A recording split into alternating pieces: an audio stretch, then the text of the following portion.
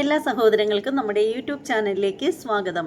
അപ്പോൾ എന്താണെന്ന് വെച്ചാൽ ഞാൻ തൊട്ട് മുമ്പ് ഒരു വീഡിയോ അപ്ലോഡ് ചെയ്തിട്ടുണ്ടായിരുന്നു. നമ്മുടെ ബഹുമാനപ്പെട്ട നമ്മുടെ നൗഷാദ് ബാദ്ഖവി അവർകളുടെ ഒരു പ്രഭാഷണമായിരുന്നു ഇട്ടിട്ടുണ്ടായിരുന്നത്. മരണം സത്യമാണ് എന്ന് പറയുന്ന ഒരു പ്രഭാഷണം. ശരിക്കും എനിക്കത് മുഴുവനായിട്ടും സംരക്ഷണം ചെയ്യാനായിട്ട് സാധിച്ചിരുന്നില്ല. കാരണം അത് കുറച്ച് ലെന്ത് ഉണ്ടായിരുന്നു. അതുകൊണ്ട് ഒരു അരമണിക്കൂറോളം ഞാൻ ഇട്ടിട്ടുണ്ടായിരുന്നു. അപ്പോൾ ബാക്കി കൂടി ഇട്ട് കഴിഞ്ഞാലല്ലേ ആ ഒരു പ്രഭാഷണത്തിന് ഒരു പൂർണ്ണത വരികയുള്ളൂ. അപ്പോൾ അതുകൊണ്ട് തന്നെയാണ് ഇതിൻ്റെ ബാക്കി പ്രഭാഷണം ഞാൻ നിങ്ങളിലേക്ക് എത്തിക്കാനായിട്ട് ആഗ്രഹിക്കുന്നത്. അപ്പോൾ നമ്മുടെ പ്രിയപ്പെട്ട എല്ലാ സഹോദരങ്ങളും ഈ ഒരു വീഡിയോ കാണാനായിട്ട് ഇഷ്ടപ്പെടുന്ന എല്ലാ സഹോദരങ്ങളും ഇങ്ങോട്ടേക്ക് വരിക. നിങ്ങളുടെ എല്ലാവിധ അനുഗ്രഹങ്ങളും ഉണ്ടാകട്ടെ എന്ന് ഞാൻ പ്രാർത്ഥിക്കുന്നു. എനിക്കല്ല, ഇദ്ദേഹത്തിന്. ശരിക്കും പറഞ്ഞാൽ എൻ്റെ ചാനലിൽ കൂടി നിങ്ങളെ ഇത് കാണിക്കുക എന്നത് എൻ്റെ ദൗത്യം മാത്രമാണ്. ഞാൻ ഇതിന് വേണ്ടിയിട്ട് മറ്റ് ഒന്നും ചെയ്യുന്നില്ല. ശരിക്കും ഇതിൻ്റെ പേരിൽ എനിക്കൊരു എഫേർട്ടും ഉണ്ടാവുന്നില്ല. ഞാൻ ഒരു തരത്തിലും ഇതിൻ്റെ പേരിൽ ബുദ്ധിമുട്ട് അനുഭവിക്കുന്നില്ല. പിന്നെയെന്ന് വെച്ചാൽ ഈ വീഡിയോ എടുത്ത് എഡിറ്റ് ചെയ്ത് ചില കടമ്പകളൊക്കെ കടന്ന് ഇത് യൂട്യൂബ് ചാനലിൽ എത്തിച്ച് അതിന് ശേഷമാണ് ഞാനിത് അങ്ങനെയാണ് നിങ്ങളിലേക്ക് വരുന്നത് ഈ ഒരു വീഡിയോ. അപ്പോൾ അതിന് വേണ്ടിയിട്ട് കുറച്ച് ബുദ്ധിമുട്ടുകളൊക്കെ അനുഭവിക്കുന്നുണ്ട് എന്നത് സത്യം തന്നെയാണ്, വാസ്തവം തന്നെയാണത് എന്ന് കരുതിയിട്ട് നിങ്ങൾ പലരും ഞാൻ ഇതുപോലെയുള്ള വീഡിയോകൾ ഇടുമ്പോൾ എന്നോട് വളരെ മാന്യമായിട്ടും സ്നേഹത്തോടെയും എനിക്ക് വേണ്ടിയിട്ട് പ്രാർത്ഥിക്കുകയും ഒക്കെ ചെയ്യുന്നതായിട്ട് ഞാൻ കാണുന്നുണ്ട്. അങ്ങനെ കാണുന്നത് കൊണ്ടാണ് വീണ്ടും വീണ്ടും എനിക്ക് ഇത്തരത്തിലുള്ള വീഡിയോകളൊക്കെ ഇടണമെന്ന് തോന്നുന്നത്. പലരും ചോദിക്കും എന്തുകൊണ്ടാണ് ക്രിസ്ത്യാനികൾക്കുള്ള വിഷയങ്ങൾ എടുത്തു വെച്ച് വീഡിയോ ചെയ്യാത്തതെന്ന്. ശരിക്കും പറയുകയാണെങ്കിൽ എൻ്റെ ചാനലിൽ അങ്ങനെയുള്ള ആരും ഫോളോവേഴ്സായിട്ട് ഇല്ല എന്ന് തന്നെയാണ് എൻ്റെ വിശ്വാസം. അതുകൊണ്ട് തന്നെ ഞാൻ അത്തരത്തിലുള്ള വീഡിയോ ഇടുകയാണെങ്കിൽ ആരും കാണാനും ഉണ്ടാവില്ല. ശരിക്കും ഞാൻ ക്രിസ്മസിൻ്റെ സമയത്ത് ഞാൻ നേരത്തെ ഒരു വീഡിയോയിൽ പറഞ്ഞിട്ടുണ്ടായിരുന്നു, ഞാനൊരു സോങ് ഇട്ടിട്ട് പോലും അത് വലുതായിട്ട് ഒട്ടും ഓടിയില്ല എന്ന് തന്നെ പറയാനുണ്ട്. അപ്പോൾ ഇത്രയും കഷ്ടപ്പെട്ടൊരു വീഡിയോ ഇടുമ്പോൾ കാണാൻ ആരും ഇല്ലെങ്കിൽ പിന്നെ അത് ഇട്ടിട്ട് എന്താ പ്രയോജനം? ഒരു 10-15 പേര് വന്നിട്ട് കമൻറ്റ് ചെയ്യട്ടെ, ഞങ്ങൾക്ക് ക്രൈസ്തീയമായിട്ടുള്ള ഉണ്ണിയേശുവിൻ്റെ കാര്യങ്ങളെക്കുറിച്ചൊക്കെ അറിയണമെന്ന് അങ്ങനെ പറയുകയാണെങ്കിൽ തീർച്ചയായും ഞാൻ അതും ചെയ്തിരിക്കും. പിന്നെ ഒരു കാര്യമെന്ന് വെച്ചാൽ എനിക്ക് പലരും ചോദിച്ചിട്ടുള്ള ഒരു കാര്യമാണ്, താങ്കൾക്ക് എന്താണ് അല്ലെങ്കിൽ തനിക്ക് എന്താണ് മുസ്ലിങ്ങളോട് മാത്രം ഇത്രയും സ്നേഹം എന്തുകൊണ്ടാണ് എന്ന് ചോദിച്ചിട്ടുണ്ട്. കാര്യം എന്താണെന്ന് വെച്ചാൽ എനിക്ക് അപ്പോഴും ഇപ്പോഴും എപ്പോഴും എനിക്ക് ഒരേ ഒരു മറുപടി മാത്രമേ അതിന് പറയാനുള്ളൂ. ഞാൻ താമസിക്കുന്നതെന്ന് വെച്ചാൽ ഹിന്ദുക്കളും മുസ്ലിങ്ങളും എല്ലാവരും കൂടി, ക്രിസ്ത്യൻസൊന്നുമില്ല, ക്രിസ്ത്യാനികളേ ഇല്ല, ഇടകലർന്ന് കിടക്കുന്ന ഒരു സൊസൈറ്റിയിലാണ് ഞാൻ ജീവിക്കുന്നത്. അതുകൊണ്ട് തന്നെ അങ്ങനെ പ്രത്യേകിച്ച് മുസ്ലിങ്ങളെന്നോ ഹിന്ദുക്കളെന്നോ എന്നുള്ള ഒരു വേർതിരിവ് ഇതുവരെയും നമുക്കിടയിൽ ഉണ്ടായിട്ടില്ല. എന്നാൽ എല്ലാവിധം പാർട്ടികളും ഉണ്ട്, കോൺഗ്രസ്സുകാരും കമ്മ്യൂണിസ്റ്റുകാരും BJPക്കാരും എല്ലാവരും ഉണ്ട്. അവർക്കിടയിലും അങ്ങനെയുള്ള യാതൊന്നും ഉണ്ടായിട്ടില്ല. എല്ലാവരും ഇലക്ഷൻ്റെ സമയത്ത് പോയി വോട്ടിടുന്ന സമയത്ത് മാത്രമേ പാർട്ടി നോക്കാറുള്ളൂ. അങ്ങനെയുള്ള രീതിയിലൊക്കെ ജീവിക്കുന്ന ഒരു നല്ല ഒരു ഏരിയയിലാണ് ഞാൻ ജീവിക്കുന്നത്. അതുകൊണ്ട് തന്നെയാണ്. പിന്നീട് വേറൊരു കാര്യവും കൂടി പറയാനാണെങ്കിൽ ശരിക്കും ഞാൻ മുസ്ലിം സഹോദരങ്ങളെ ഒരുപാട് ഇഷ്ടപ്പെടുന്നതിൻ്റെ പിന്നിലുള്ളൊരു കാര്യമെന്ന് വെച്ചാൽ അവരെ നമ്മുടെ സമൂഹത്തിൽ ശരിക്കും പറയുകയാണെങ്കിൽ ക്രിസ്ത്യാനികളെ എപ്പോഴും ചേർത്ത് പിടിക്കാൻ ഹിന്ദുക്കൾക്ക് വളരെ ഇഷ്ടമാണ്. അവർ പരസ്പരം അങ്ങനെ തന്നെയാണ്. പക്ഷേ നമ്മുടെ സമൂഹത്തിൽ ഇവരെ മാത്രമാണ് ശരിക്കും എൻ്റെ ഒരു അറിവിൽ ഞാൻ മനസ്സിലാക്കിയെടുത്തോളം ഇവരെ നമ്മുടെ സമൂഹത്തിൽ തന്നെ ഒറ്റപ്പെടുത്തിയാണ് മറ്റുള്ളവർ ഇട്ടിരിക്കുന്നതായിട്ട് എനിക്ക് പലപ്പോഴും ഫീൽ ചെയ്തിട്ടുണ്ട്. അതുകൊണ്ടാണ് ഞാൻ കൂടുതലായിട്ട് ഇവരെ ചേർത്ത് പിടിക്കാനായിട്ട് ആഗ്രഹിക്കുന്നത്. ശരിക്കും പറയുകയാണെങ്കിൽ അവരിൽ നിന്നും എനിക്ക് ഏറ്റവും നല്ലൊരു കൂടപ്പിറപ്പിനോടുള്ള ആ ഒരു സ്നേഹം മാത്രമാണ് എനിക്ക് കിട്ടിയിട്ടുള്ളത്. അതുകൊണ്ട് തന്നെ ഞാനിവരെ ഒരുപാട് സ്നേഹിക്കുന്നു. കാരണം എനിക്ക് എൻ്റെ മുസ്ലിം സഹോദരങ്ങളിൽ നിന്ന് ഒരിക്കലും ഒരു മോശപ്പെട്ട വാക്കുകളോ ഒരു കമൻറ്റുകളിൽ പോലും എനിക്കങ്ങനെ ഒരു മോശപ്പെട്ട അനുഭവം ഉണ്ടായിട്ടുള്ളതായിട്ട് എനിക്കറിയില്ല. ആദ്യമൊക്കെ ഉണ്ടായിട്ടുണ്ടായിരുന്നു, പിന്നീട് അവരെയൊക്കെ ബ്ലോക്ക് ചെയ്ത് മാറ്റി. പക്ഷേ പിന്നീട് എനിക്ക് അങ്ങനെ ഒരു തരത്തിൽപ്പെട്ട ഒരു മോശം അനുഭവങ്ങളും ഉണ്ടായിട്ടില്ല. അപ്പോൾ സമൂഹത്തിൽ ആരെയാണോ കൂടുതൽ മറ്റുള്ളവരെ ഒറ്റപ്പെടുത്താനായിട്ട് ശ്രമിക്കുന്നത്, അങ്ങനെ ഒറ്റപ്പെടുത്താൻ ശ്രമിക്കുന്നവരെയല്ലേ നമ്മൾ കൂടുതൽ ചേർത്ത് നിർത്തേണ്ടത്. അത്ര മാത്രമേ ഉള്ളൂ ഞാനും ചെയ്യുന്നത്. അല്ലാതെ അതിന് പിന്നിൽ മറ്റൊന്നുമില്ല. ആരിൽ നിന്നും ഉള്ള ഒന്നും പ്രതീക്ഷിച്ചിട്ടല്ല. ഇത്തരത്തിൽ സഹജീവിയോടുള്ള സ്നേഹം അത്രയേ ഉള്ളൂ. അവരവരുടെ വിശ്വാസങ്ങളെ ഫോളോ ചെയ്ത് പോകുന്നു. ഞാനൊരു ഹൈന്ദവ സ്ത്രീ എന്നുള്ള രീതിയിൽ ഞാൻ എൻ്റെ വിശ്വാസങ്ങളെ ഫോളോ ചെയ്ത് തന്നെയാണ് പോകുന്നത് എന്ന് കരുതിയിട്ട് മറ്റുള്ളവരുടെ വിശ്വാസങ്ങളെ ഒരിക്കലും തെറ്റാണെന്ന് പറയുന്നില്ല. നല്ലത് എവിടെ കണ്ടാലും അതിനെ ഞാൻ ശേഖരിച്ച് വയ്ക്കും. അതാണ് എൻ്റെ സ്വഭാവം. അത് കഥകളായാലും പ്രഭാഷണമായാലും ആരാധനയായാലും എന്ത് തന്നെയാണെങ്കിലും നമുക്ക് എല്ലാവരുടെ വിശ്വാസങ്ങളും വലുത് തന്നെയാണ്. കേട്ടിട്ടില്ലേ, ഈ ആറും തോടും നദിയും പുഴയും എല്ലാം ഒഴുകി ഒടുവിലെത്തുന്നത് മഹാസമുദ്രത്തിലേക്കാണ് എന്ന് പറഞ്ഞതുപോലെ ദൈവങ്ങളെല്ലാം അത് ഏത് രീതിയിൽ ആരൊക്കെ ആരാധിച്ചാലും ഒന്ന് തന്നെയാണ്.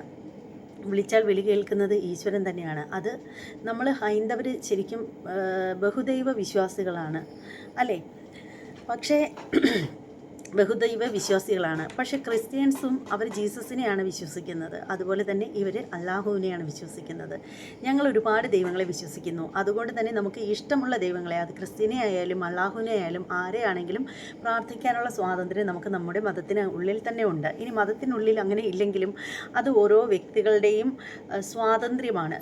അപ്പോൾ അതെന്തെങ്കിലും ആവട്ടെ, അതിലേക്കൊന്നും ഞാൻ കൂടുതലായിട്ട് പോകുന്നില്ല. ഞാനിതിങ്ങനെ പറഞ്ഞു എന്നേ ഉള്ളൂ. എന്ത് തന്നെയാണെങ്കിലും നമുക്ക് എന്തായാലും നേരിട്ട് നമ്മൾ കേട്ട് വച്ചതിൻ്റെ ബാലൻസ് കേൾക്കാം. മരണത്തെ പേടിയില്ലാത്ത കുറെ ആളുകളുണ്ട്. ഉഹദ് യുദ്ധം നടക്കുന്ന സമയത്ത് രണ്ട് പ്രിയപ്പെട്ട മക്കൾ, അല്ലാഹുവേ, ആ ചരിത്രം ഉഹദിൽ എന്ന് പറയുമ്പോൾ ഉഹദിന്റെ അടുത്തിരുന്നത് കേൾക്കുമ്പോൾ ഉണ്ടാകുന്ന ഒരു അനുഭൂതി വളരെ വലുതാണ്. മദീനത്തേക്ക് പോകുന്നവർ ആദ്യം പോകേണ്ടത് ഉഹദിലാണ്. അവിടെയാണ് അമീറുൽ മദീന ഹംസ റളിയല്ലാഹു തആല അൻഹു കിടന്നുറങ്ങുന്നത്.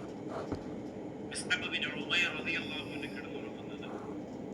അവരാരും മരണത്തെ പേടിച്ചവരല്ല, അവരെല്ലാം മരിക്കാൻ കൊതിച്ചവരാണ്. ഉഹദ് യുദ്ധം നടക്കാൻ പോകുമ്പോൾ അല്ലാഹുവിന്റെ ഹബീബ് സല്ലല്ലാഹു അലൈഹി വസല്ലമ തങ്ങൾ ബദർ യുദ്ധത്തിന്റെ വിജയത്തിൽ തന്റെ പ്രിയപ്പെട്ട സഹാബികളൊക്കെ ആഘോഷഭരിതരാണ്. ഇസ്ലാമിന്റെ ശത്രുക്കൾക്ക് ഉറക്കമില്ല. അവരിങ്ങനെ പലപ്പോഴും കമ്പറ്റ് കൂടുകയാണ്. വിശ്രമമില്ല. മനസ്സ് വല്ലാതെ മരവിച്ചിരിക്കുകയാണ്. തന്റെ പിതാക്കന്മാര് വെട്ടിയെറിയപ്പെട്ട ബദറിന്റെ ചുമന്ന മണ്ണ് അവിടെ മനസ്സിൽ നിന്ന് മായുന്നില്ല. വലഖദ് നസറക്കുമുല്ലാഹു ബിബദരിൻ വഅൻതും അനില്ലാ. നിസാരന്മാരായ ബലഹീനരായ പാവപ്പെട്ടവർക്ക് അല്ലാഹുവിന്റെ സഹായം ഇറങ്ങിയ ബദർ ദിനം അവർക്ക് മറക്കാൻ പറ്റുമോ? അങ്ങനെ ഉഹദ് യുദ്ധത്തിന്റെ സമയമായി എല്ലാവരും പടപ്പാട്ട് ഉണ്ടാക്കി തയ്യാറെടുക്കുകയാണ്. പടക്കോപ്പ് കൊട്ടിയിട്ട് ഒരുങ്ങിയിറങ്ങുകയാണ്. ആ സമയത്ത് അല്ലാഹുവിന്റെ റസൂൽ സല്ലല്ലാഹു അലൈഹി വസല്ലമ തങ്ങൾ സ്വഹാബത്തിനെ ഒരുക്കി നിർത്തുമ്പോ മഹാനായ റാഫി റളിയല്ലാഹു അൻഹു വരുന്നു. യാ റസൂലല്ലാഹ്, എനിക്ക് മരിക്കണം നബിയേ, എനിക്ക് ഷഹീദായി മരിക്കണം നബിയേ. അല്ലാഹുവിന്റെ റസൂൽ ചോദിച്ചു, എന്താ അതിന്റെ കാരണം? ഷഹീദായി മരിക്കണമെന്ന് പറയാനുള്ള കാരണം എന്താണ്? യാ റസൂലല്ലാഹ്, ബദർ യുദ്ധം കഴിഞ്ഞെന്ന് പറഞ്ഞല്ലോ, ഷഹീദാകുന്നവരുടെ ശരീരത്തിൽ നിന്ന് രക്തം ഇങ്ങനെ മണ്ണിലേക്ക് വീഴുന്നതിന് മുമ്പ് അല്ലാഹുവിന്റെ സ്വർഗത്തിലേക്കായെത്തുന്നത് അവരുടെ റൂഹിന്റെ പച്ച ചിറകുകൾ വെച്ചിട്ട് സ്വർഗത്തിന്റെ മുകളിലൂടെ അവര് പാറിപ്പറക്കുമെന്ന് പറഞ്ഞല്ലോ.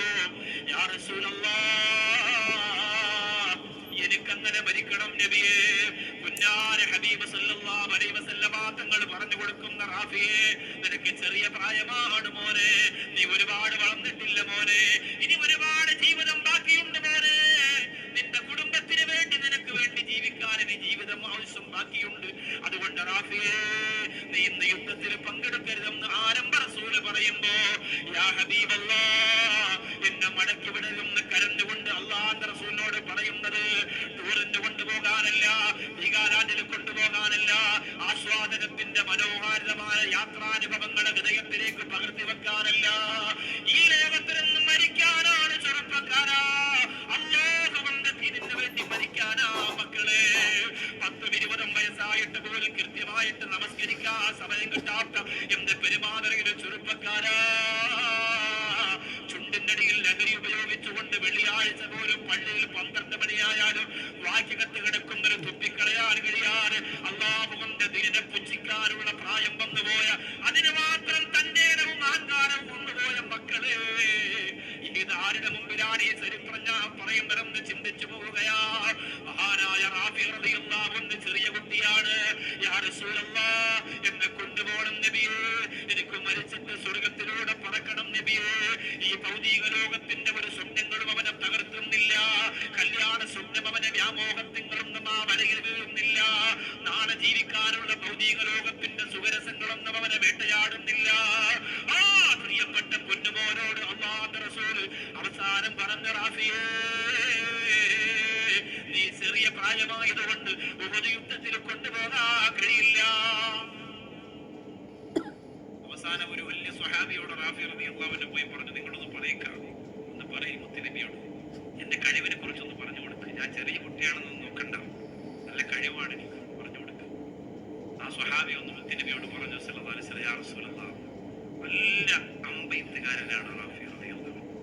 നമ്മുടെ കൂട്ടത്തിലുള്ള മുതിർന്ന സഹാബത്ത് പോലും ഇത്രയും നല്ല വ്യക്തമായ അമ്പയുകയില്ല. അതുകൊണ്ട് നബിയെ കൊണ്ടുപോയാൽ ഉപകാരപ്പെടും.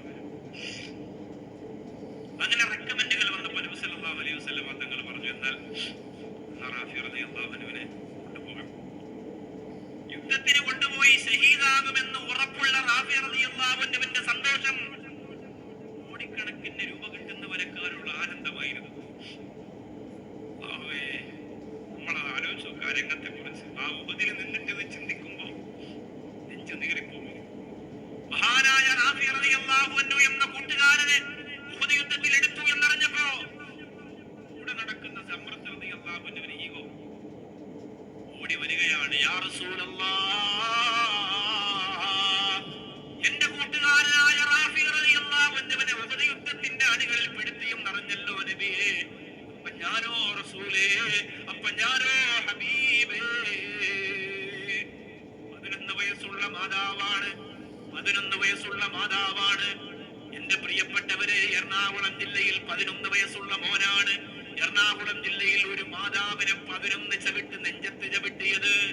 11 വയസ്സായിട്ടുള്ളവര്, 11 വയസ്സായിട്ടുള്ള സ്വന്തം പ്രിയപ്പെട്ട സ്വന്തം മാതാവിന് 11 വയസ്സായിട്ടുള്ളൂ. ബാത്റൂമിൽ വീണ് തളർന്നു കിടക്കുന്ന മാതാവ് മകൻ എപ്പോഴും ഇങ്ങനെ ടാബ് കളിച്ചുകൊണ്ടിരിക്കും. വാപ്പച്ചി വാങ്ങിച്ചു കൊടുത്തിട്ട് ഗൾഫിൽ പോയി. അതുകൊണ്ട് മകൻ അറിയാതെ മാതാവ് പതിയെ പതിയെ എഴുന്നേറ്റ് വന്ന് വാക്കർ പിടിച്ച് എഴുന്നേറ്റ് വന്ന് ടാബ് മാറ്റി വെച്ചു. ഉറങ്ങിക്കിടക്കുന്ന മാതാവ് കണ്ണു തുറന്നു നോക്കുമ്പോൾ നെഞ്ചത്ത് ചവിട്ടി നിൽക്കാണ് 11 വയസ്സുള്ള മകൻ. അല്ലാഹുവേ, നീ കാക്കണേ, കാക്കണേ റബ്ബേ, കാക്കണേ അല്ലാഹ്, കാക്കണേ അല്ലാഹ്. 11 വയസ്സുള്ള മകൻ ചവിട്ടാണ് മാതാവിനെ. ആ ഉമ്മ കണ്ണീരോടെ വിളിച്ചിട്ട് പറയാണ്, ഉസ്താദെ, എന്റെ മോനെ ഞാൻ അടിച്ചില്ല, ഒന്നും പറഞ്ഞില്ല, ഞാൻ മരവിച്ചു പോയി ഉസ്താദെ, മരവിച്ചു പോയി. ഇതൊക്കെയാണ് മക്കള് ഗെയിം കളിക്കുന്നു എന്ന് നിങ്ങൾ വിചാരിക്കും. അവര് കാണുന്നത് ഇതൊക്കെയാണ്. അല്ലാഹുവേ, ഈ പിഞ്ചു മക്കളെ നീ കാത്തിരക്ഷിക്കണേ അല്ലാഹ്, ഹിദായത്ത് കൊടുക്കണേ അല്ലാഹ്. ഉമ്മാക്കും വാപ്പാക്കും സന്തോക്ക് പിടിച്ച് ഖുർആൻ ഓതി കരഞ്ഞു പോകുന്ന മക്കളാകാനുള്ള ഭാഗ്യം ഈ ദിക്ർ ഹൽക്കയുടെ ബറക്കത്ത് കൊണ്ട് ഈ മക്കൾക്ക്, ഈ അരുമ മക്കൾക്ക് നീ കൊടുക്കണേ അല്ലാഹ്. എത്ര സ്നേഹത്തിലാണ് നമ്മളെ മക്കളെ വളർത്തുന്നത്, എത്ര ഇഷ്ടത്തിലാണ് വളർത്തുന്നത്. സമ്രത്ത് റളിയല്ലാഹു അൻഹു പറയുന്നു, യാ റസൂലല്ലാഹ്, എന്റെ കൂട്ടുകാരന് കിട്ടിയ ഭാഗ്യം എനിക്കും വേണം നബിയേ. അല്ലാഹുവിന്റെ റസൂൽ സല്ലല്ലാഹു അലൈഹി വസല്ലമ തങ്ങളാകെ ആശങ്കയിലായി. സഹാബത്തിനോട് പറഞ്ഞു, കണ്ടോ, ഇനി കുട്ടികൾ ഇങ്ങനെ ഓരോരുത്തര് വരാൻ തുടങ്ങും, ഇത് കുട്ടിക്കളിയാണോ? സമ്രത്ത് റളിയല്ലാഹു അൻഹു പറയുന്നു, നബിയേ, ഏറ്റവും നല്ല അസ്ത്രവിദ്യയുള്ള ആളാണ് ഈ പ്രിയപ്പെട്ട റാഫി എന്ന് പറഞ്ഞിട്ടല്ലേ നിങ്ങൾ യുദ്ധത്തിനെടുത്തത്. എന്നാൽ അല്ലാഹുവിന്റെ റസൂലേ, ആ റാഫിനെ പോർക്കളത്തിൽ അടിച്ചു വീശാൻ മാത്രം, അടിച്ചു വീഴ്ത്താൻ മാത്രം പവർ എനിക്കുണ്ട് നബിയേ. ആ റാഫിനെ അടിച്ചു നിലത്തിടാനുള്ള കഴിവ് എനിക്കുണ്ട്. പിന്നെ ഞാൻ നിൽക്കുമ്പോ എങ്ങനെയാണ് റാഫി യുദ്ധത്തിന് വരിക? അതുകൊണ്ട് ആദ്യം നമ്മൾ തമ്മിൽ ഒരു പോരാട്ടം വയ്ക്കാം. ഈ പോരാട്ടത്തിൽ ജയിക്കുന്നവരെ മുത്തുനബിയെ കൊണ്ടുവയ്ക്കും. സമ്മതിച്ചു. ഒരു രസമാവുകയാണ്. ടെൻഷൻ അടിച്ച് തലപുരാന്നെടുത്തിരിക്കുന്ന സമയത്ത് ഒരു രസം, സഹാബത്തിനൊരു സന്തോഷം. ആ ഖന്തഖ് യുദ്ധത്തിന് വയറ് കല്ല് കെട്ടി വെക്കുമ്പോഴും പാട്ട് പാടിയിരുന്നു, തമാശ പറഞ്ഞിരുന്നു, ചിരിച്ചിരുന്നു. സങ്കടം മറന്നു വെക്കാൻ, സങ്കടത്തെ മാറ്റി വെക്കാൻ ഒരു രസം. അങ്ങനെ ഈ 2 മക്കളെ വെച്ചിട്ട് എല്ലാവരും ചുറ്റും നിന്നു. 2 മക്കളോട് പോരാടാൻ പറഞ്ഞു. അല്ലാഹുവിന്റെ റസൂൽ സല്ലല്ലാഹു അലൈഹി വസല്ലം തങ്ങൾ ഒരു നിബന്ധന വെച്ചു. റാഫിയോട് പറഞ്ഞു, നീ ജയിച്ചാലും തോറ്റാലും എന്തായാലും നിന്നെ ഉഹദ് യുദ്ധത്തിൽ എടുത്തു കഴിഞ്ഞു. റാഫീനെ തോൽപ്പിച്ചാൽ മാത്രമേ നിനക്ക് യുദ്ധത്തിന് വരാൻ പറ്റൂ. എഗ്രിമെന്റ് പാസ്സായി രണ്ടുപേരും പരിപാടി തുടങ്ങി. ഓരോ പോരാട്ടത്തിന്റെ ചുവടുകളും മഹാനായ റാഫി റളിയല്ലാഹു അൻഹു സമ്രത്തിനെ പരാജയപ്പെടുത്തുകയാ. ഓരോ പ്രാവശ്യവും നിലത്ത് വീഴുമ്പോ സമ്രത്ത് കരയുകയാണ്, യാ അല്ലാഹ്, ഈ ഉഹദ് യുദ്ധത്തിൽ ഷഹീദാകാൻ എനിക്ക് കഴിയില്ലേ റബ്ബേ. നിന്റെ സ്വർഗത്തിന്റെ സുഗന്ധം ആസ്വദിച്ചുകൊണ്ട് ഷഹീദാകാനുള്ള ഭാഗ്യം ഈ പാവപ്പെട്ടവന് കിട്ടൂലേ അല്ലാഹ്. ഒരു മാതൃകയിലെ ചെറുപ്പക്കാരാ, മാതാവിന് വില കൊടുക്കാത്ത, ഖുർആനെന്ന് വരെ കൈകൊണ്ട് തൊടാനുള്ള ഭാഗ്യം കിട്ടാത്ത, അല്ലാഹുവിന്റെ പള്ളിക്കകത്ത് സെൻട്രൽ പള്ളി മാർബിളാണോ മൊസൈക്കാണോ എന്ന് പോലും അറിയാത്ത എത്രയോ മക്കളെന്റെ ശബ്ദം ശ്രമിക്കുന്നുണ്ടെന്നറിയോ. ഇല്ലെങ്കിൽ ലൈവ് കണ്ടുകൊണ്ടിരിക്കുന്ന പ്രിയപ്പെട്ടവരെ, അല്ലാഹു നിങ്ങൾക്ക് തന്നിരിക്കുന്ന സൗഭാഗ്യങ്ങൾ മുഴുവനും ആസ്വദിച്ചിട്ട് ആ സൃഷ്ടാവായ പടച്ചറപ്പിന് ഒന്നും മടക്കി കൊടുക്കാതെ ഭൗതിക ലോകത്ത് പ്രാന്തെടുത്തവരെ പോലെ അലയുന്ന മക്കളെ, സമ്രത്ത് റളിയല്ലാഹു അൻഹു പരാജയപ്പെടുമെന്ന് ഉറപ്പായപ്പോൾ റാഫി റളിയല്ലാഹു അൻഹുവിനോട് കാതിൽ പറഞ്ഞു കൊടുക്കുകയാണ്. അതിൽ പറയുകയാണ്, റാഫിയെ, പരസ്യം വന്നു കേട്ടോ, ഒരു നിമിഷം. നീ തോറ്റാലും ജയിച്ചാലും ഉഹദിലുണ്ടാകുമല്ലോ. ഞാൻ തോറ്റാലും പുറത്താണ്. നിന്നെ ജയിക്കാൻ എനിക്ക് കഴിയുമെന്ന് തോന്നുന്നില്ല റാഫിയെ. അതുകൊണ്ട് അല്ലാഹുവിനെ സാക്ഷിയാക്കി പറയുകയാണ്, എനിക്കും കൂടി യുദ്ധത്തിന് വരാൻ വേണ്ടി പൊന്ന റാഫിയെ നീ ഒന്ന് തോറ്റു തരുവോ. അല്ലാഹുവിന്റെ ദീനിന് വേണ്ടിയിട്ട് പോരടിക്കാനുള്ള കൊതി കൊണ്ടാണ്. അതുകൊണ്ട് നീ ഒന്ന് തോറ്റു തരുവോ. ഞാനും കൂടി യുദ്ധത്തിലൊന്ന് പങ്കെടുക്കട്ടെ എന്ന് പറഞ്ഞപ്പോ മഹാനായ റാഫി റളിയല്ലാഹു അൻഹു മനഃപൂർവ്വം തോറ്റുകൊടുക്കുകയാണ്. സമ്രത്ത് റളിയല്ലാഹു അൻഹു, റാഫി റളിയല്ലാഹു അൻഹു ഉഹദ് യുദ്ധത്തിൽ പങ്കെടുത്ത് ഷഹീദാകുന്ന മുസ്ലിമേ, അവർക്കിവിടെ ജീവിതത്തിന്റെ സ്വപ്നങ്ങൾ അവരാഗ്രഹിച്ചത് മരണത്തിന്റെ സുഖം അവരറിഞ്ഞവരാണ്. ആ രീതിയിലുള്ള മരണത്തിന് കിട്ടുന്ന പർദീസയുടെ മഹത്വം അവർ മനസ്സിലാക്കിയവരാണ്. ഭൗതിക ലോകത്ത് പിന്നീട് ജീവിച്ചതിന്റെ അഴുക്കുചാലിൽ വീണ് ഒടുവിൽ അല്ലാഹു റബ്ബുൽ ഇസ്സത്തിന്റെ പൊരുത്തമില്ലാതെ എവിടെയെങ്കിലും കിടന്ന് ചത്തൊടുങ്ങുന്നതിനേക്കാ നല്ലത് അല്ലാഹുവിന്റെ സ്വർഗത്തിലേക്ക് പോകുന്നതല്ലേ എന്നാഗ്രഹിച്ചുകൊണ്ടാണ് മഹാനായ റാഫി റളിയല്ലാഹു തആല അൻഹു, സമ്രത്ത് റളിയല്ലാഹു തആല അൻഹു ആ തീരുമാനമെടുത്തത്. അതുകൊണ്ടാണ് ഉമർ ഇബ്നുൽ ഖത്താബ് റളിയല്ലാഹു അൻഹു എപ്പോഴും ദുആ ചെയ്തിരുന്നത്, അല്ലാഹുമ്മ മിദ്നി ഷഹീദാ, പടച്ചവനെ എന്നെ നീ ഷഹീദായി മരിപ്പിക്കണം അല്ലാഹ്. വമിദ്നി ഫീ ബലദി റസൂലില്ലാഹി സ്വല്ലല്ലാഹു അലൈഹി വസല്ലം, മുത്തുനബിയുടെ നാട്ടിലെ എന്നെ മരിപ്പിക്കാവുന്നുണ്ട്. ഈ രണ്ട് ദുആ ഒരിക്കലും ഒരു ദുആയിലും ഈ രണ്ട് പോയിന്റ് ഉമർ ഇബ്നുൽ ഖത്താബ് റളിയല്ലാഹു അൻഹു മാറ്റൂലായിരുന്നു. എന്താ കാരണം? ഉമർ ഇബ്നുൽ ഖത്താബ് റളിയല്ലാഹു തആല അൻഹു ആ കാരണം ഈ യാത്ര പോകുന്നതാണ്, പല സ്ഥലത്തും പോകുന്നതാണ്. എങ്ങനെയെങ്കിലും മരണപ്പെടാം, അസുഖം വന്ന് മരണപ്പെടാം, പ്രായമായി മരണപ്പെടാം, മദീനയ്ക്ക് പുറത്തു വന്ന് മരണപ്പെടാം. അങ്ങനെ ഒന്ന് സംഭവിക്കാതിരിക്കും അവിടെ എപ്പോഴും ദുആ ചെയ്യും, അല്ലാഹുവേ ഒന്ന് ഷഹീദായി മരിപ്പിക്കണം, രണ്ട് മദീനയിൽ തന്നെ മരിപ്പിക്കണം. മദീനയിൽ മരിക്കാൻ വേണ്ടി 40-ലധികം വർഷമായി മദീനയിൽ കഴിയുന്ന ആളുകളുണ്ട്. അവരെ ചിലരെയൊക്കെ ഞാൻ കണ്ടിട്ടുമുണ്ട്.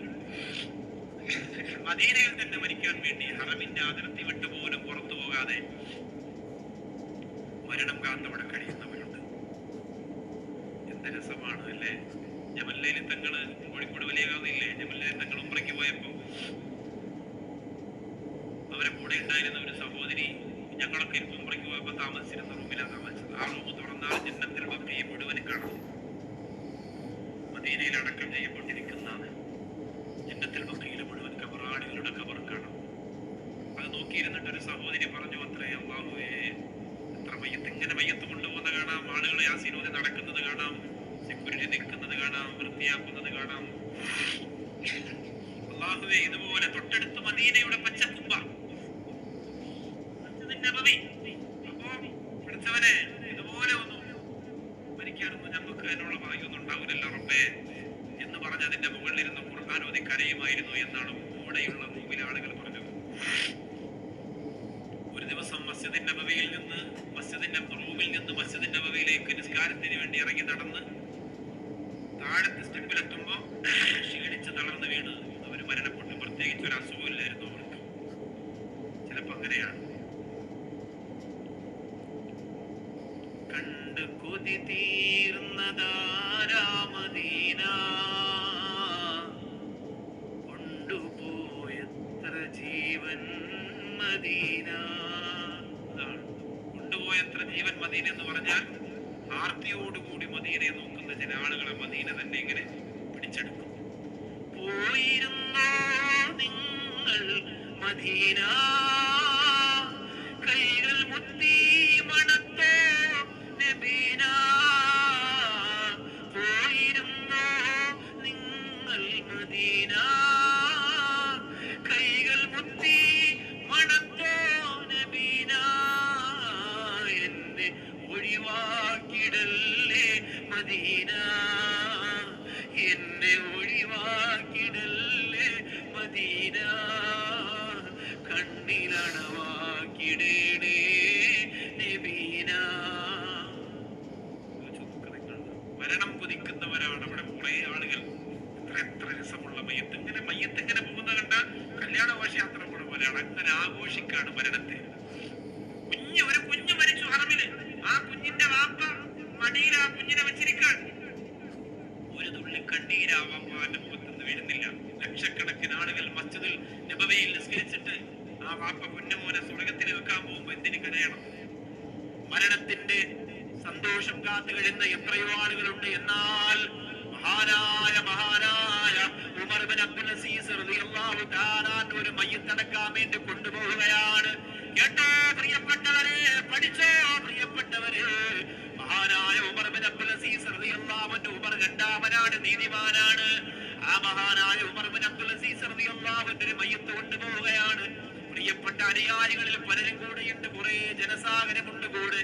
ലാ ഇലാഹ ഇല്ലല്ലാഹ്, ലാ ഇലാഹ ഇല്ലല്ലാഹ് എന്ന ദിക്ർ ചൊല്ലിയിട്ട് തന്നെയാണ് പള്ളിപ്പറമ്പിലേക്ക് മയ്യത്ത് കൊണ്ടുപോകുന്നത്. ആ മയ്യത്ത് കബറടക്കം കഴിഞ്ഞു, നിസ്കാരം കഴിഞ്ഞു, കബറടക്കം കഴിഞ്ഞു, എല്ലാവരും പിരിഞ്ഞു പോവുകയാണ്. മഹാനായ ഉമർ ഇബ്നു അബ്ദുൽ അസീസ് റളിയല്ലാഹു അൻഹു മാത്രം പോകുന്നില്ല. ഒരു പ്രിയപ്പെട്ട ശിഷ്യൻ അടുത്ത് ചെന്നിട്ട് ചോദിച്ചു, പ്രിയപ്പെട്ട ഉസ്താദേ, ഈ പള്ളിപ്പറമ്പിന്റെ ശ്മശാന മോഹതയുടെ ഇരുട്ടിൽ ഒറ്റയ്ക്ക് നിൽക്കുകയാണോ? എല്ലാം കഴിഞ്ഞല്ലോ പ്രിയപ്പെട്ടവരെ. ഈ മരണപ്പെട്ട ആളിന്റെ ബന്ധുക്കളും അനുയായികളും കൂട്ടുകാരും സുഹൃത്തുക്കളും ഒക്കെ വിട പറഞ്ഞുപോയി. ആരും കൂടെ ഇല്ല തങ്ങള്. എന്തിനാണ് നിങ്ങൾ മാത്രം ഇങ്ങനെ നിൽക്കുന്നത് എന്ന് ചോദിച്ചപ്പോ ഉമർ ഇബ്നു അബ്ദുൽ അസീസ് റളിയല്ലാഹു അൻഹു പറയുകയാണ്, എന്നോട് ഖബറിന്റെ അകത്തിലും ഒരു സംസാരം ആരോ പറയുന്ന പോലെ എന്റെ കാതിൽ കേൾക്കുകയാ, വ്യക്തമാകുന്നില്ല. ആരോ എന്നോട് യാ ഉമർ ഇബ്നു അബ്ദുൽ അസീസ് എന്ന് വിളിച്ച് സംസാരിക്കുന്ന പോലെ തോന്നുകയാ. ആരാണെന്നറിയില്ല, എന്താണെന്ന് വ്യക്തമല്ല. അതുകൊണ്ട് നിങ്ങളൊക്കെ ഈ പാതിരാ സമയത്ത് ഖബറിന്റെ ചാരത്തിരുന്നിട്ട് അതെന്താണെന്ന് പടച്ചവൻ എനിക്ക് വ്യക്തമാക്കി തന്നിട്ടേ ഞാൻ വരുന്നുള്ളൂ. ഖബറിന്റെ അടുത്ത് നിൽക്കാൻ പേടിയില്ലാത്ത, ഖബറാളികളോട് സംസാരിക്കാൻ ഭയമില്ലാത്ത അങ്ങനെ ഒരു അനുഭവം നടന്ന, അത് ഈമാനോടുകൂടി നേരിടാനുള്ള ആത്മീയ ശക്തിയുള്ള മഹാനായ ഉമർ ഇബ്നു അബ്ദുൽ അസീസ് റളിയല്ലാഹു തആല അൻഹു ആ ഖബറിന്റെ ചാരത്ത് തന്നെ നിൽക്കുകയാ. പെട്ടെന്ന് ഖബറിന്റെ അകത്തിരുന്ന ഒരു ശബ്ദം ഉയരുകയാണ്, ഏ ഉമർ ഇബ്നു അബ്ദുൽ അസീസ്, എന്തേ നിങ്ങൾ ചോദിക്കാത്തത്? ഈ ഖബറിന്റെ അകത്ത് അടക്കപ്പെട്ട മനുഷ്യനെ കുറിച്ച് എന്തേ നിങ്ങൾ എന്നോട് ചോദിക്കാത്തതെന്ന് മഹാനായ ഉമർ ഇബ്നു അബ്ദുൽ അസീസ് റളിയല്ലാഹു അൻഹുവിനോട് ചോദിക്കുകയാ. ഞങ്ങൾ എന്താണ് ഈ മയ്യത്തിനെ ചെയ്യുന്നതെന്ന് നിങ്ങൾക്കറിയണ്ടേ? ഞങ്ങൾ എന്താണ് ഈ മയ്യത്തിനോട് പെരുമാറുന്നതെന്ന് നിങ്ങൾക്കറിയണ്ടേ? അതെന്തേ നിങ്ങൾ എന്നോട് ചോദിക്കാത്തത്? നിങ്ങൾ അറിവുള്ളവയാണല്ലേ, നിങ്ങൾ ഈമാനുള്ളയാണല്ലേ, മരണത്തിൽ വിശ്വസിക്കുന്നവരല്ലേ, പിന്നെ എന്തുകൊണ്ട് നിങ്ങൾ ചോദിച്ചില്ല എന്ന് പറയുമ്പോ മഹാനായ ഉമർ ഇബ്നു അബ്ദുൽ അസീസ് റളിയല്ലാഹു അൻഹു അത്ഭുതം പരതന്ത്രനായി നിൽക്കുമ്പോ ആ ഖബറിന്റെ അകത്തിരുന്ന് വീണ്ടും കേൾക്കുകയാണ്, ചോദിക്കൂ ഉമർ ഇബ്നു അബ്ദുൽ അസീസ്. ഉമർ ഇബ്നു അബ്ദുൽ അസീസ് റളിയല്ലാഹു അൻഹുവിനോട് ചോദിക്കാൻ പറഞ്ഞപ്പോ അയാൾ ചോദിക്കുകയാണ്, ആ മഹാൻ ചോദിക്കുകയാണ്, ആ ബഹുമാനപ്പെട്ടവർ ചോദിക്കുകയാണ്, എന്തേ നിങ്ങൾ ഈ മയ്യത്തിനെ ഖബറിന്റെ അകത്ത് ചെയ്തതെന്ന് ചോദിക്കുമ്പോ ആ ഖബറിന്റെ അകത്തിരുന്ന് വിളിച്ചു പറയുകയാ, ആ മനുഷ്യന്റെ കഫം തുണി ഞങ്ങൾ വലിച്ചു കീറി തങ്ങളെ. ദുർമാർഗിയാണ് കൊണ്ടുവരുന്നതെങ്കില്, മോശക്കാരെയാണ് കൊണ്ടുവരുന്നതെങ്കില്, അല്ലാഹുവിന്റെ കടമയും കടപ്പാടിനെയും മറന്നവരെയാണ് കൊണ്ടുവരുന്നതെങ്കിൽ, ഈമാനില്ലാതെ ജീവിച്ചവരെയാണ് കൊണ്ടുവരുന്നതെങ്കിൽ, അല്ലാഹുവിന്റെ റസൂലിനെ പുച്ഛിച്ചവരെയാണ് കൊണ്ടുവരുന്നതെങ്കിൽ, ഖുർആൻ ഓതാത്തവരെയാണ് കൊണ്ടുവരുന്നതെങ്കിൽ, സ്വതക്ക ചെയ്യാത്തവരെയാണ് കൊണ്ടുവരുന്നതെങ്കിൽ, വേദനയോടെ പ്രസവിച്ച മാതാവിനെയും വേദനയോടെ സഹായിച്ച സ്നേഹിച്ച വാപ്പയെ പുച്ഛിച്ചവരാണ്, ദുഃഖിപ്പിച്ചവരാണ് കൊണ്ടുവരുന്നതെങ്കിൽ, പ്രിയപ്പെട്ടവരെ, ഞങ്ങൾ കഫൻതുണി വലിച്ചു കീറും തങ്ങളെ, ഖബർ ഞെരുക്കമാക്കും തങ്ങളെ, മുഖം കിബിലയിൽ നിന്ന് തിരിച്ചു കളയും തങ്ങളെ, അയാളുടെ ശരീരത്തെ ഞങ്ങൾ മാന്തി പിളർക്കും തങ്ങളെ. ഉമർ ഇബ്നു അബ്ദുൽ അസീസ് റളിയല്ലാഹു അൻഹു പൊട്ടിക്കരന്ന് കൊണ്ടിറങ്ങുകയാണ്. ആ മയ്യത്തിന് വേണ്ടി പൊറുക്കൽ തേടിയിട്ട് ഇറങ്ങി നടക്കുകയാണ്. എന്റെ പെരുമാറ്റുന്ന പാവപ്പെട്ട ഉസ്താദുമാര് അല്ലാഹുവിന്റെ വലിയ പരീക്ഷണം വന്നപ്പോ കണ്ണുനീരോടെ ഉമ്മത്തിനോട് കൈനീട്ടുകയാണ്. അല്ലാഹുവേ, എത്രയും പെട്ടെന്ന് ആ പൊന്നുമോളെ ചികിത്സ പൂർത്തിയായിട്ട് ആഫിയത്ത് മടക്കി കൊടുക്കണേ അല്ലാ. ആ മുന പറന്ന പൊന്നുമോളെ മുഖം കാണാൻ ഞങ്ങൾക്ക് കഴിയുന്നില്ല റബ്ബേ. ഞങ്ങളുടെ മക്കളെ നീ കാക്കണേ പടച്ചോനെ. ആരോഗ്യം തന്ന പെരുമാതരകളെ ചെറുപ്പക്കാരാ, സൗന്ദര്യം തന്ന പെരുമാതരകളെ ശബ്ദം ശ്രമിക്കുന്ന പെങ്ങളെ, അല്ലാഹുവിനെ എത്ര മറന്നവരെ, അല്ലാഹുവിനെ എത്ര ധിക്കരിച്ചു ചെറുപ്പക്കാരാ. ആ പടച്ചവനിൽ നിന്ന് എത്രയോ നിങ്ങൾ ഓടിയകന്ന മക്കളെ നടക്കാനുള്ള അവസരം അല്ലാഹു തന്നിരിക്കുകയാ. പരിശുദ്ധ ഔലിയാക്കന്മാരുടെ പൊരുത്തമുള്ള അധികാരത്തിന്റെ മജ്‌ലിസിലൂടെ, ഒരുപാട് ഉസ്താദുമാര് പ്രസംഗിക്കുന്ന പ്രഭാഷണത്തിന്റെ മജ്‌ലിസിലൂടെ പൊട്ടിക്കരഞ്ഞുകൊണ്ട് തൗബ ചെയ്തിട്ട് മടങ്ങാനുള്ള അവസരം അല്ലാഹു തരുമ്പോ അതിനെ പോലും പുറംകാലുകൊണ്ട് വലിച്ചെറിഞ്ഞിട്ട് നിരുത്സാഹത്തോടെ നടന്നു പോവല്ലേ എന്റെ പ്രിയപ്പെട്ട മക്കളെ.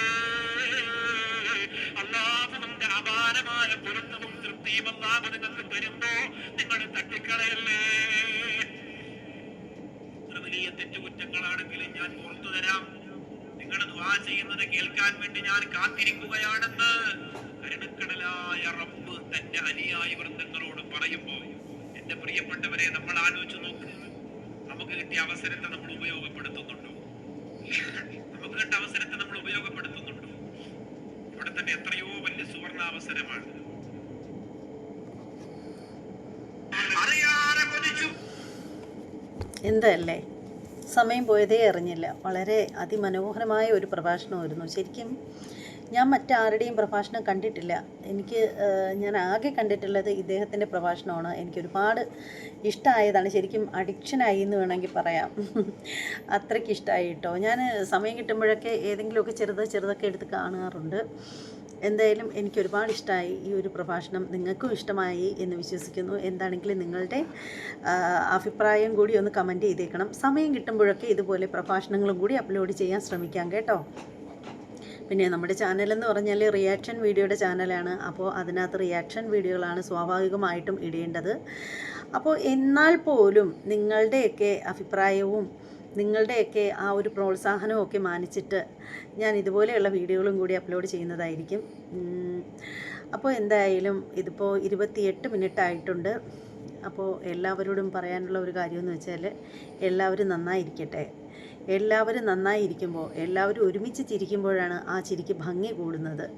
കുറേ ആളുകൾ ചിരിക്കാതെയും മറ്റു ചിലർ മുഖം കറുപ്പിച്ച് വെച്ചും ഇരിക്കുമ്പോൾ അതൊരു രസം ഉണ്ടാവില്ല. നമ്മുടെ രാജ്യം ഇന്ത്യയാണ്.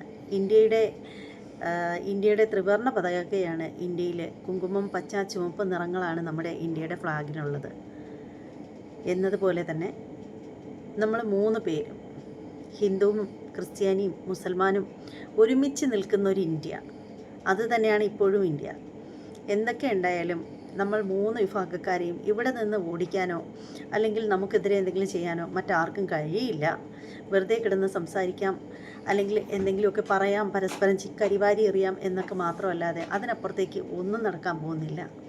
എന്തായാലും നമ്മളെല്ലാവരും സഹോദരങ്ങളാണ്. നമ്മൾ ചെറിയ സ്കൂളിൽ പഠിക്കുമ്പോൾ തന്നെ നമ്മൾ പറഞ്ഞു പഠിക്കുന്നതല്ലേ, ഇന്ത്യ എൻ്റെ രാജ്യമാണ്, ഇന്ത്യ എൻ്റെ ജീവനേക്കാൾ ജീവനായ രാജ്യമാണ്, എല്ലാ ഭാരതീയരും സഹോദരന്മാരാണ്, ഞാൻ എൻ്റെ രാജ്യത്തെ സ്നേഹിക്കുന്നു, അതിൻ്റെ സമൃദ്ധിയിലും ഐശ്വര്യത്തിലും ഞാൻ അഭിമാനം കൊള്ളുന്നു എന്നൊക്കെ പറഞ്ഞിട്ട് നമ്മൾ ചെറിയ പ്രായത്തിൽ തന്നെ പഠിക്കുന്നതല്ലേ. ഇന്നും നമ്മളത് മറന്നു പോയിട്ടില്ലല്ലോ.